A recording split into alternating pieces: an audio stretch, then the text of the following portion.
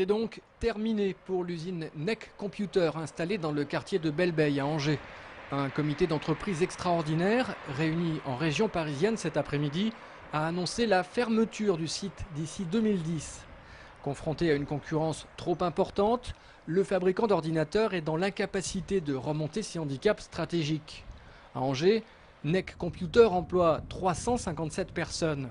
Et à la suite du plan social, seule une trentaine de salariés pourraient conserver leur emploi en se recentrant sur l'activité des serveurs informatiques.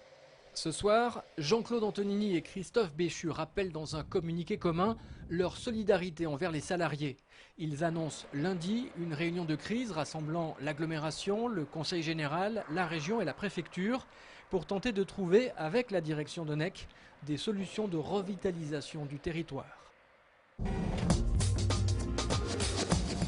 2008, année des records et des contrastes pour Scania. Ce matin, les dirigeants de l'entreprise suédoise qui emploie 530 personnes dans son usine d'Angers ont présenté le bilan de leurs activités pour l'année écoulée. Une période marquée notamment par un volume produit de 12 629 véhicules, soit le plus haut total atteint depuis 1992. Mais 2008 restera également l'année où les commandes auront le plus baissé, avec une dégringolade de près de 90%. Chaque 6 ans, 7 ans, le marché chute. Et après 1 an, peut-être 2 ans, le marché va revenir.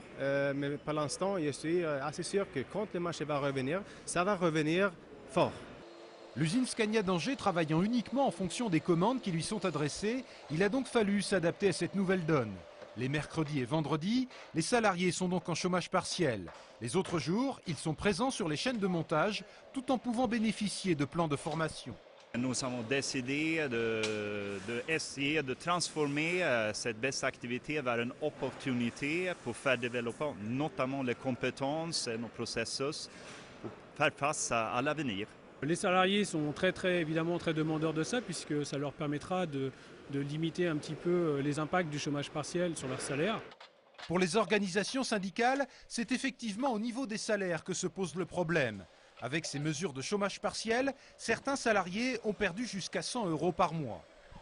Le groupe a fait d'énormes profits en 2008 et les autres années aussi, c'est quand même une année extraordinaire.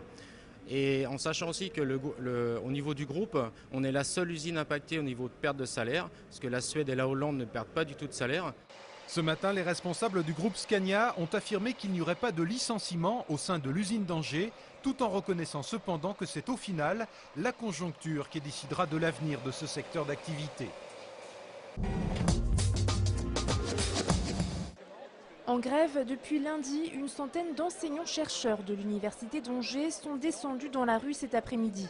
Ils protestent contre la réforme de l'enseignement supérieur et plus particulièrement contre un décret qui modifie leur statut. Ils craignent notamment une augmentation des heures d'enseignement au détriment de leur travail de recherche.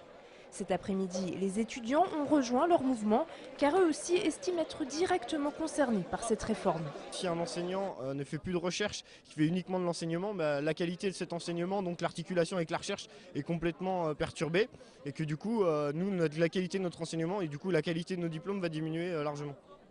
Étudiants et enseignants-chercheurs sont prêts à durcir le mouvement.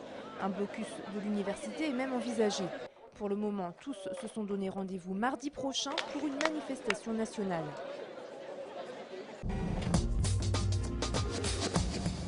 Attention si vous empruntez l'avenue Montaigne à Angers.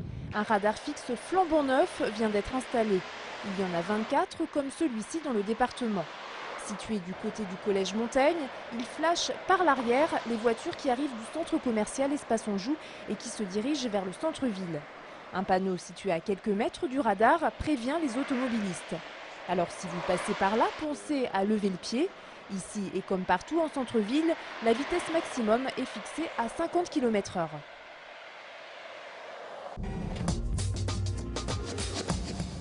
En Maine-et-Loire, l'énergie éolienne commence à avoir le vent en poupe. Mais dans les Mauges, c'était une première ce matin. L'inauguration à la Chapelle-Rousselin, du côté de Chemillé, de 2 nouveaux parcs éoliens, 8 machines qui au total vont produire 42 gigawatts par an, soit la consommation électrique d'environ 17 000 foyers. Presque toute la population de la communauté de communes de Chemillé peut être approvissionnée dans l'électricité par ces 8 machines que nous avons installées.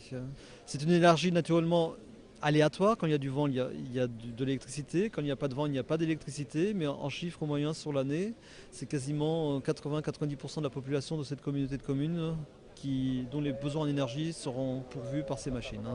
Le maire de la Chapelle-Rousselin porte le projet éolien jusque sur sa cravate. Dans sa commune, on est généralement attentif aux problématiques environnementales et donc globalement favorable à l'implantation des éoliennes. Un seul regret, que ce soit un investisseur privé anglais qui exploite le parc et profite donc de ses retombées financières. La commune n'a rien investi dans le projet, c'est un projet purement privé. Mais pourquoi pas imaginer demain, avec des développeurs, que des collectivités investissent dans les énergies renouvelables.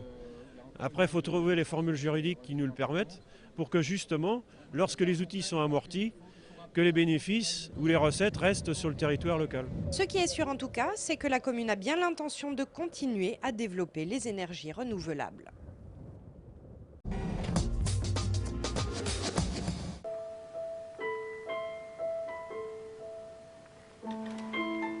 Arnolec-sur-Seine, c'est un moment rare qu'il faut apprécier. Et ça tombe bien puisque le chanteur angevin se produira au Théâtre de la Comédie, situé dans le centre-ville d'Angers, à partir du 10 février prochain.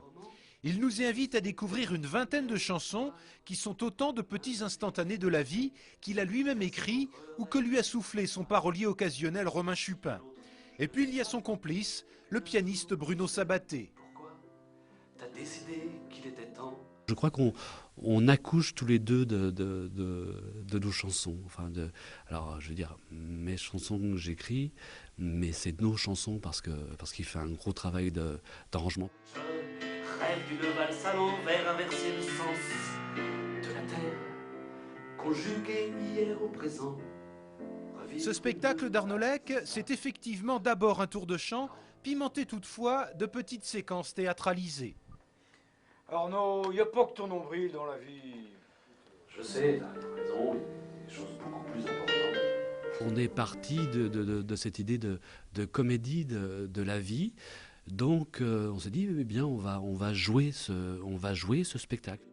Arnolec est donc à découvrir sur la scène du Théâtre de la Comédie à partir du 10 février prochain. Elle doit sevrer son enfant et disparaître, mourir le cœur déchiré par tous ces traîtres.